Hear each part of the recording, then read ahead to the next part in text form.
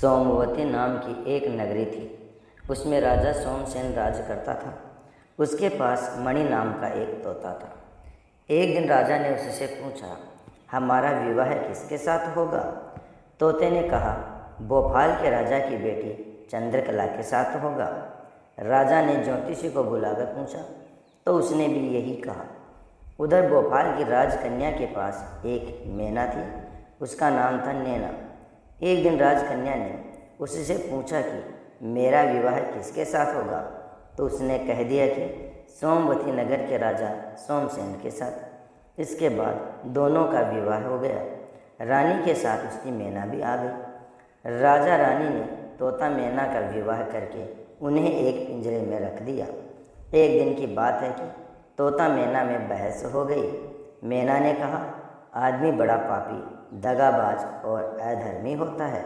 तोते ने कहा, स्त्री झूठी, लालची और हत्यारन होती है। दोनों का झगड़ा बढ़ गया तो राजा ने कहा, क्या बात है, तुम आपस में लड़ क्यों रहे हो? मैना ने कहा, महाराज, आदमी बहुत बुरे होते हैं। राजा ने पूछा, आदमी बुरे क्यों होते हैं? इसके बाद मैना ने एक कहानी सुनाई। एक नगर में महादन नाम का एक सेठ रहता था। विवाह के बहुत दिन बाद उसके घर एक लड़का पैदा हुआ। सेठ ने उसका बहुत अच्छी तरह से लालन पालन किया, पर लड़का बड़ा होकर जुआ खेलने लगा। इसी बीच सेठ मर गए। लड़के ने अपना सारा धन जुए में खो दिया। जब पास में कुछ न बचा तो वह नगर छोड़कर चंद्रपुरी नामक नगरी में जा पहुंचा। वहां हेमगुप्त नाम का साहूकार रहता था। उसके पास जाकर उसने अपने पिता का परिचय दिया और कहा कि मैं जहाज़ लेकर सौदागरी करने गया था, माल बेचा, धन कमाया, लेकिन लौटते समय समुद्र में ऐसा तूफान आया कि जहाज़ डूब गया और मैं जैसे तैसे बचकर यहाँ आ गया। उस सेठ के एक सुंदर लड़की थी। सेठ को बड़ी खुशी हुई कि घर बैठे इतना अच्छा लड़का मिल गया। उसने उस लड़के को अपने घर में रख लिया और कुछ दिन बाद अपनी लड़की से उसका विवाह कर दिया। दोनों वहीं रहने लगे। अंत में एक दिन वहाँ से विदा हुए। सेठ ने बहुत सा धन दिया और एक दासी को उनके साथ भेज दिया। रास्ते में एक जंगल पड़ता था। वहाँ आकर लड़के ने स्त्री से कहा, यहाँ बहुत ज़्यादा डर है, तुम अपने गहने उतार कर मेरी कमर में बांध दो। लड़की ने ऐसा ही किया। इसके बाद लड़के ने कहारों को धन देकर डोले को वापस करा दिया और दासी को मारकर कुएं में डाल दिया। फिर स्त्री को भी कुएं में पटक कर आगे बढ़ गया। स्त्री रोने लगी। एक मुसाफिर उधर से जा रहा था। जंगल में रोने की आवाज़ सुनकर वह वहां आया। उसे कुएं से निकालकर उसके घर पहुंचा दिया। स्त्री ने घर जाकर माँ बाप से कह दिया कि रास्ते में चोरों ने हमारे गहने छीन लिए और दासी को मारकर मुझे कुएं में ढकेलकर भाग गए। बाप ने उसे ढाढ़स बंधाया और कहा, तू चिंता मत कर, तेरा स्वामी जीवित होगा और किसी दिन आ जाएगा। उधर वह लड़का जेवर लेकर शहर पहुंच गया। उसे तो जुए की लत लगी थी। वह सारे गहने जुए में हार गया।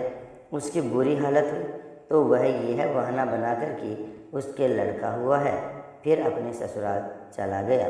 वहाँ पहुँचते ही सबसे पहले उसकी स्त्री मिली। वह बड़ी खुश हुई। उसने पति से कहा, आप कोई भी चिंता न करें, मैंने यहाँ आकर दूसरी ही बात कही है। जो कहा था वह उसने बता दिया। सेठ अपने जवाई से मिलकर बड़े प्रसन्न हुए और उन्होंने उसे बड़ी अच्छी तरह से घर में रखा। कुछ दिन बाद एक रोज़ जब वह लड़की गहने पहने सो रही थी, उसने चुपचाप छुरी से उसे मार डाला और उसके गहने लेकर फरार हो गया। मैना बोली, महाराज, यह सब मैंने अपनी आंखों से देखा है।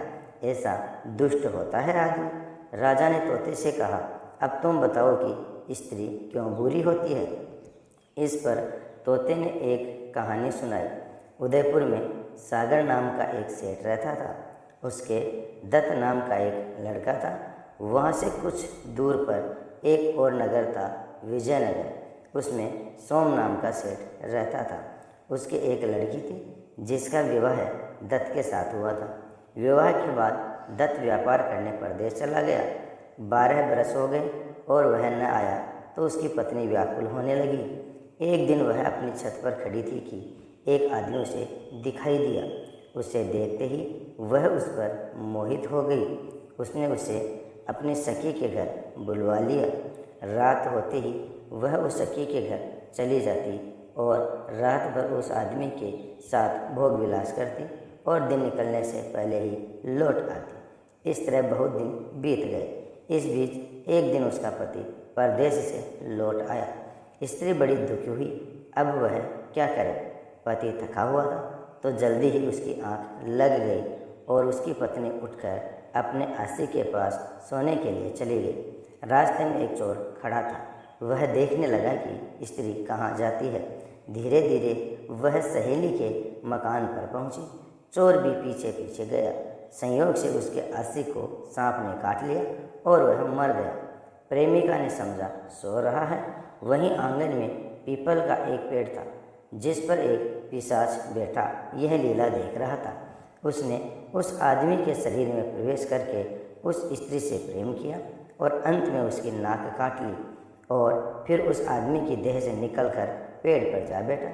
प्रेमिका रोती हुई अपनी सहेली के पास गई। सहेली ने कहा कि तुम अपने पति के पास जाओ और वहाँ बैठकर रोने लग जाओ। कोई पूछे तो कह देना कि पति ने नाक काट ली है। उसने ऐसा ही किया। उसका रोना सुनकर लोग इकट्ठे हो गए। उसका पति जाग गया। उससे सारा हाल मालूम हुआ तो वह बहुत दुखी हुआ। लोगों ने कोतवाल को खबर दे दी। कोतवाल उन सबको राजा के पास ले गया। लड़की की हालत देखकर राजा को बड़ा गुस्सा आया। उसने कहा, इस आदमी को बीच बाजार में सूली पर लटका दो। वह चोर वहाँ खड़ा था। जब उसने देखा कि एक बेकसूर आदमी को सूली पर लटकाया जा रहा है तो उसने राजा के सामने जाकर सब हाल सच सच बता दिया। वह बोला, अगर मेरी बात का विश्वास न हो तो जाकर देख लीजिए। उस आदमी के मुंह में स्त्री की नाक है। राजा ने जांच करने के लिए सिपाहियों को भेजा तो बात सच निकली।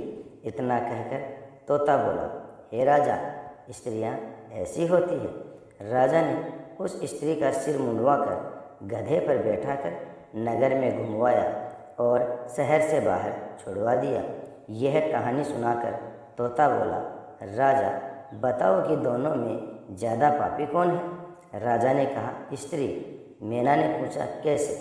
राजा ने कहा, मर्द कैसा भी दुष्ट हो उसे धर्म का थोड़ा बहुत ज्ञान रहता ही है, स्त्री को नहीं रहता, इसलिए वह अधिक पापिन है। दोस्तों, वीडियो पसंद आया हो तो वीडियो को लाइक और शेयर ज़रूर कर दीजिएगा।